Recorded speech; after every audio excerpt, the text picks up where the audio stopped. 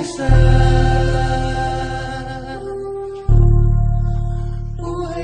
Pumasok ng gangsta sa edad ko 14 years old. Tinanggap ko 30 second na soccer, matay blindfold. Halos sumabog ang shoulder, tiklop ko para folder. Hindi naman soldier pero ang war is not over.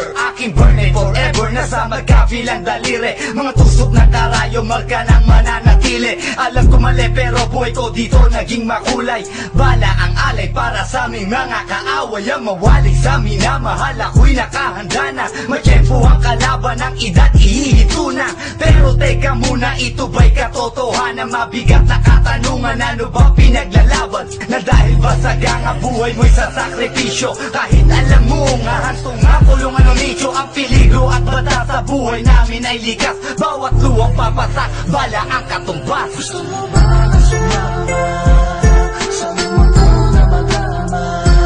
Na may harang lungkot at saya at may kababala ang pagtubo sa sala ng iba. Ang kaligtasan sa isa't isa inasa.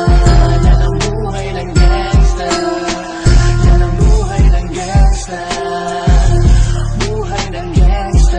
Wala nang takot dahil ultimo ka ba ay limot. Manhid na sa mga bantang ilang ulit bumuntot. Ganto ang buhay na pinili ko't aking pinamulatan. Burado na sa isip ko na may kinabukas. Nasanay na sa sistema ang tema ng aking buhay. Kampo namin, kalsada at ilagera. Bawat awan nagmisula musika. Bawat putok na mamagitan sa pagitan ng alitan na walang pinaglalaban. Paligsahan na wala ni palakpakang masigabo. Binunoy 7 taon bago mahirang at mamuno. Na mag-OG sa tondo at veterano ng Brown. Mula nung 1999 ngayon ay talk of the town. Nagsimula ko bilang homeboy na di